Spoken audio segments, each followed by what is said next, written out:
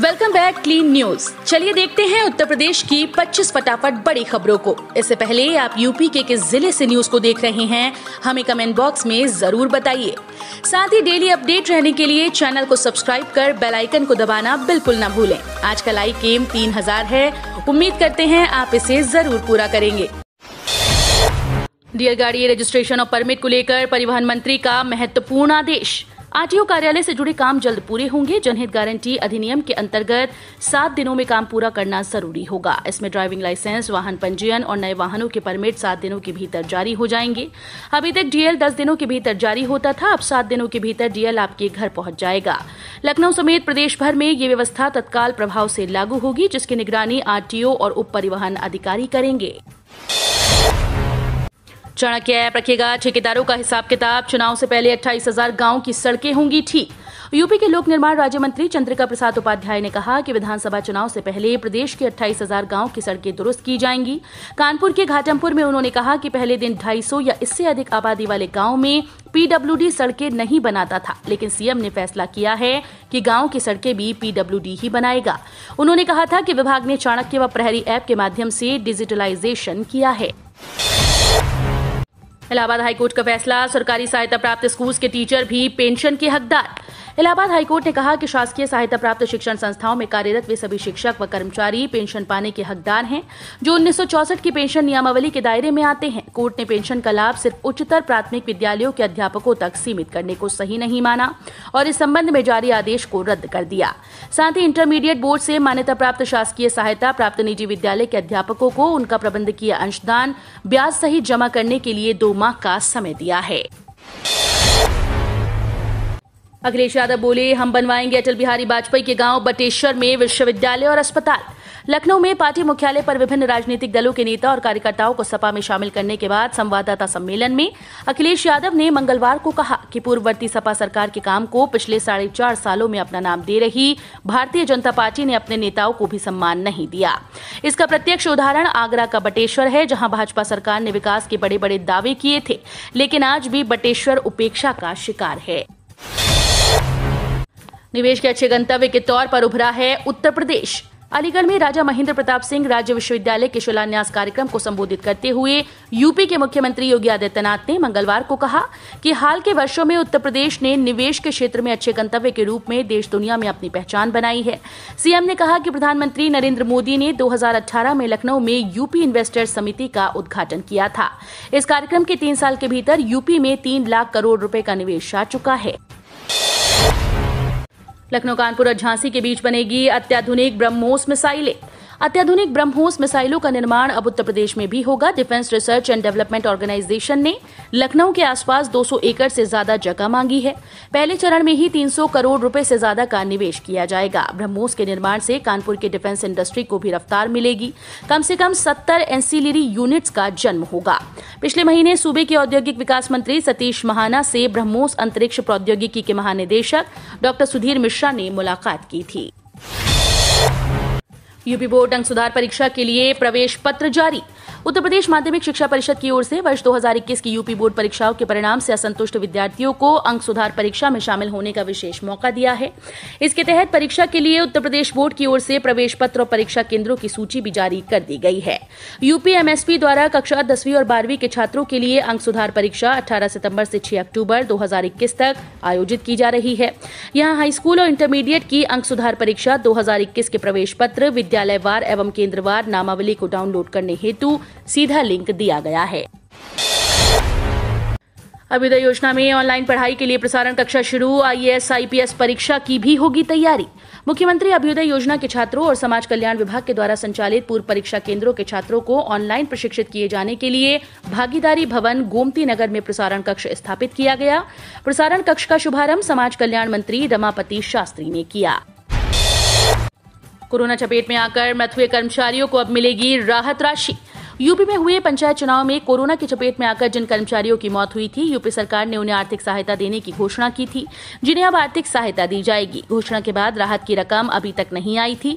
हालांकि मृतकों के परिजन राहत राशि के इंतजार में हैं। वहीं बताया जा रहा है कि अब जिला मुख्यालय पर राहत की धनराशि मिल गई है। इन कर्मचारियों की बारिशों के कागजों का सत्यापन हो रहा है। इसके बाद उन्हें आर्थिक सहायता दी जाएगी। डेंगू टेस्ट के शुल्क तय, अब एलाइजा टेस्ट 1200 रुपए में। राजधानी लखनऊ में डेंगू के मरीज के कार टेस्ट का 1000 व एलाइजा टेस्ट का 1200 रुपए शुल्क लगेगा। स्वास्थ्य विभाग की ओर से डेंगू की जांच दर तय करने को लेकर भेजे गए प्रस्ताव पर डीएम ने सोमवार को मुहर लगा दी। ऐसे में अब निजी पैथोलॉजी बनवाना शुल्क नहीं ले पाएगी। स्वास्थ्य विभाग के अधिकारियों का कहना है कि डेंगू के इलाज की पैकेज दर अभी तय नहीं हुई है। आईएमए समेत अन्य अफसर्स की राय पर इसे तय किया जाएगा। पान मसाला में टॉप 5 टैक्स चोरी की खुफिया जांच होगी। पान मसाले में टैक्स चोरी के शेष 5 मामलों की जांच रीजनल इकोनॉमिक इंटेलिजेंस कमेटी को दी जाएगी। इस संबंध में वाणिज्य कर कमिश्नर मिनिस्ट्री एस ने एडिशनल कमिश्नर ग्रेड 1 और एडिशनल कमिश्नर को निर्देश दिए हैं। साथ ही REIC को रिपोर्ट सौंपने के लिए एक फॉर्मेट भी दिया है। यूजीसी ने भर्ती के लिए जारी किया नोटिफिकेशन, ऐसे कर सकते हैं आवेदन। विश्वविद्यालय अनुदान आयोग ने inter university centre for teacher education Banaras Hindu university Varanasi के लिए निदेशक के पद पर भर्ती के लिए आवेदन आमंत्रित किए। सभी इच्छुक उम्मीदवार 15 अक्टूबर 2021 तक ऑनलाइन मोड के माध्यम से आवेदन जमा कर सकते हैं। ऑफलाइन मोड जमा करने की आखिरी तारीख 26 अक्टूबर 2021 है। सरकारी विभागों और स्वायत्त संगठनों में कार्यरत व्यक्तियों को विजिलेंस क्लियरेंस के साथ उचित माध्यम से आवेदन करना चाहिए। किसान आंदोलन से सड़क जाम पर NHRC सख्त, 9000 कंपनीज को नुकसान। दिल्ली, यूपी, हरियाणा और राजस्थान को भेजा नोटिस। किसान आंदोलन से सड़क जाम के कारण लोगों को हो रही परेशानियों को देखते हुए राष्ट्रीय मानवाधिकार आयोग ने अब और सख्त रुख अख्तियार कर लिया है।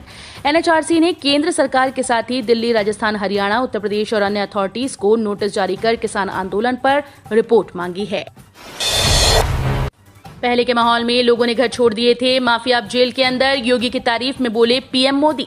पीएम मोदी ने अलीगढ़ में राजा महेंद्र प्रताप सिंह विश्वविद्यालय का शिलान्यास किया। इस मौके पर पीएम ने सीएम योगी की सरकार की जमकर तारीफ की। उन्होंने कहा कि पहले उत्तर प्रदेश में डर का माहौल था, लोगों ने अपने घर तक छोड़ दिए थे। आज माफिया और अपराधी सलाखों के पीछे हैं। प्रधानमंत्री ने डिफेंस कॉरिडोर के अलीगढ़ नोट का उल्लेख करते हुए कहा कि पहले अलीगढ़ के ताले घर और दुकान की रक्षा करते थे, लेकिन अब 21वीं सदी में अलीगढ़ में बनने वाले हथियार हिंदुस्तान की सीमा की रक्षा करेंगे। गोरखपुर से भाजपा राज्यसभा सांसद के भाई सपा में शामिल। कई बसपा नेता भी अखिलेश यादव के साथ जुड़े। यूपी में विधानसभा चुनाव के लिए राजनीतिक पार्टीज ने एक दूसरे दल में तोड़फोड़ शुरू कर दी। मंगलवार को गोरखपुर से भाजपा राज्यसभा सांसद के छोटे भाई जितेंद्र निषाद, गोरखपुर बार एसोसिएशन के पूर्व संयुक्त मंत्री अधिवक्ता सुशील चंद्र साहनी, महाराजगंज जिला की फरेंदा विधानसभा से पूर्व बसपा प्रत्याशी बेचन निषाद समाजवादी पार्टी में शामिल हो गए हैं। इस मौके पर अखिलेश यादव ने कहा कि भाजपा जाने वाली है, इसलिए मुख्यमंत्री की भाषा बदल गई। रेलवे ने जारी की 400 से अधिक पदों के लिए नोटिफिकेशन। 10वीं पास कर सकते हैं अप्लाई। दक्षिण पूर्व मध्य रेलवे ने अपनी आधिकारिक वेबसाइट scr.indianrailways.gov.in पर विभिन्न ट्रेड्स में 432 अप्रेंटिस पदों के लिए आवेदन आमंत्रित किए हैं। ऑनलाइन आवेदन करने की अंतिम तिथि 11 अक्टूबर 2021 है। रेलवे द्वारा जारी नोटिफिकेशन के अनुसार इन पदों पर आवेदन करने के लिए उम्मीदवार मान्यता प्राप्त बोर्ड से कक्षा 10वीं या इसके समकक्ष न्यूनतम 50% कुल अंकों के साथ पास होना चाहिए। अखिलेश यादव का योगी सरकार पर हमला, बोले अपना चुनाव चिन्ह बुलडोजर रख लेना चाहिए। सपा प्रमुख अखिलेश यादव ने मंगलवार को योगी सरकार पर बड़ा हमला बोला। अखिलेश यादव ने कहा कि इस सरकार की सबसे बड़ी उपलब्धि बुलडोजर है, इन्हें अपना चुनाव चिन्ह बुलडोजर रख लेना चाहिए। अखिलेश ने चेतावनी भरे लहजे में कहा कि बुलडोजर में स्टीयरिंग लगा होता है, स्टीयरिंग घूमने पर बुलडोजर दूसरी तरफ चलने लगता है। मुख्यमंत्री आवास का भी नक्शा नहीं पास है। अयोध्या में गरीबों के घर गिरा दिए। सपा सरकार आएगी तो अयोध्या में जो घर गिराए गए हैं उन्हें वही घर दिया जाएगा।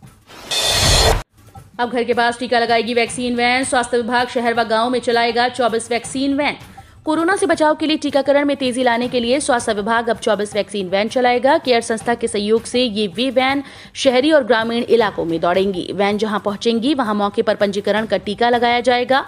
इसके लिए आधार कार्ड लेकर आना होगा। राजधानी में टीकाकरण का लक्ष्य जल्द पूरा करने के लिए सरकारी अस्पतालों के साथ सरकारी व निजी संस्थानों में कैंप लगाए जा रहे हैं। अगले 48 घंटों में बुंदेलखंड व ब्रजमंडल में भारी बारिश का अलर्ट। मौसम विभाग ने अगले 2 दिनों के दौरान बुंदेलखंड और ब्रज इलाके में भारी बारिश होने की चेतावनी जारी की। आज बुधवार 15 सितंबर को चित्रकूट, फतेहपुर, कानपुर देहात, कानपुर नगर, औरैया, जालौन, हमीरपुर, महोबा, झांसी व ललितपुर और आसपास के इलाकों में भारी बारिश होने का अनुमान है। इसी क्रम में गुरुवार 16 सितंबर को फर्रुखाबाद, कन्नौज, आगरा, फिरोजाबाद, मैनपुरी व आसपास के इलाकों में भी भारी बारिश हो सकती है। यूपीपीएससी ने जारी किया एपीएस भर्ती 2013 का संशोधित विज्ञापन। शॉर्ट हैंड परीक्षा में अब गलती माफ नहीं। अपर निजी सचिव भर्ती परीक्षा में अब शॉर्ट हैंड में गलती माफ नहीं होगी। उत्तर प्रदेश लोक सेवा आयोग ने सोमवार को ईपीएस भर्ती 2013 का संशोधित विज्ञापन जारी कर दिया, जिसमें शॉर्ट हैंड में गलती पर किसी भी प्रकार की छूट का कोई प्रावधान नहीं किया गया, जबकि इससे पूर्व वर्ष 2013 में जारी विज्ञापन में शॉर्ट हैंड में 5% तक की गलती पर छूट प्रदान की गई थी। एसबीआई ने जारी की जरूरी अलर्ट, करोड़ों ग्राहकों के खातों पर पड़ेगा असर। देश के सबसे बड़े बैंक एसबीआई के ग्राहक हैं, तो आपके लिए 2 जरूरी खबरें हैं। बीते कुछ दिनों में भारतीय स्टेट बैंक ने ग्राहकों के लिए सोशल मीडिया के जरिए 2 अलर्ट मैसेज जारी किए हैं। एसबीआई ने ग्राहकों को महीने के अंत तक अपने पैन को आधार कार्ड से जोड़ने के लिए कहा है। बैंक ने आगे कहा है कि अगर वे ऐसा करने में विफल रहते हैं तो उन्हें निर्बाध बैंकिंग सेवा का आनंद लेने में कठिनाई का सामना करना पड़ेगा। एसबीआई ने ट्वीट किया, हम अपने ग्राहकों को सलाह देते हैं कि किसी भी तरह की असुविधा से बचने के लिए अपने पैन को आधार से लिंक करें और निर्बाध बैंकिंग सेवा का आनंद लेते रहें। आईटीआर फाइल करने की तारीख बढ़ी, लेकिन ब्याज पर कोई राहत नहीं। आयकर विभाग ने अपने नए पोर्टल में दिक्कत को देखते हुए रिटर्न की तारीख को बढ़ाकर 31 दिसंबर जरूर कर दिया, लेकिन देरी से भरे जाने वाले रिटर्न पर लगने वाले ब्याज में कोई राहत नहीं दी है। इस बाबत आयकर विभाग ने स्पष्टीकरण दिया है। आयकर विभाग ने कहा कि वो 31 जुलाई की समय सीमा के बाद भरे जाने वाले आयकर रिटर्न पर लगने वाले ब्याज की वसूली जारी रखेगा। महंगाई ने किया बुरा हाल, सरसों तेल पहुंचा 220 रुपए, खुली हुई चाय और कड़वी दालें हुई लाल। देश के कई हिस्सों में सरसों तेल, वनस्पति सोया ऑयल और सूरजमुखी का तेल 200 रुपए के पार चला गया। उपभोक्ता मंत्रालय की वेबसाइट पर दिए गए आंकड़ों के मुताबिक तिरुचिरापल्ली में पैक सरसों का तेल 220 रुपए प्रति किलो, तो अहमदाबाद में महज 115 रुपए के रेट से बिक रहा है। 13 सितंबर यानी सोमवार को मैसूर में वनस्पति पैक 224 रुपए किलो बिका, तो सबसे सस्ता जादरचेला में 71 रुपए। यूपी में फ्री इंटरनेट की व्यवस्था करने जा रही योगी सरकार। बड़े शहरों में 10 और छोटे में 5 स्थानों पर मिलेगी वाईफाई सेवा। यूपी की योगी सरकार फ्री इंटरनेट की सुविधा देने जा रही है। राज्य सरकार ने लोगों की जरूरतों को ध्यान में रखते हुए बड़े शहरों में 10 और छोटे शहरों में 5 स्थानों पर अब मुफ्त वाईफाई की सुविधा देने का फैसला किया। पहले बड़े शहरों में 5 और छोटे शहरों में 2 स्थानों पर यह सुविधा देने का फैसला किया गया था। अक्टूबर के पहले हफ्ते में इस योजना का शुभारंभ मुख्यमंत्री से कराने की तैयारी है। डॉक्टर्स, अर्थशास्त्रियों की सलाह, तंबाकू उत्पादों पर टैक्स बढ़ाएं, लोगों की पहुंच से होंगे दूर, बढ़ेगा राजस्व। चिकित्सकों और अर्थशास्त्रियों के जन स्वास्थ्य समूह ने जीएसटी काउंसिल की मांग की है कि सभी तंबाकू उत्पादों पर कंपनसेशन यानी क्षतिपूर्ति सेस को बढ़ा दिया जाए, ताकि सरकार के लिए अतिरिक्त राजस्व पैदा हो सके। 17 सितंबर को होने वाले जीएसटी काउंसिल की बैठक से पहले काउंसिल ने अपील की है कि अतिरिक्त राजस्व के लिए सभी तंबाकू उत्पादों पर कंपनसेशन सेस लगाने के असाधारण उपाय पर विचार किया जाए। हम रोज ऐसे ही न्यूज लाते रहेंगे। यदि आपने अभी तक क्लीन न्यूज यूपी को सब्सक्राइब नहीं किया है तो फटाफट सब्सक्राइब कर लें। साथ ही बेल आइकन को प्रेस करना बिल्कुल ना भूलें, ताकि लेटेस्ट अपडेट मिस ना हो।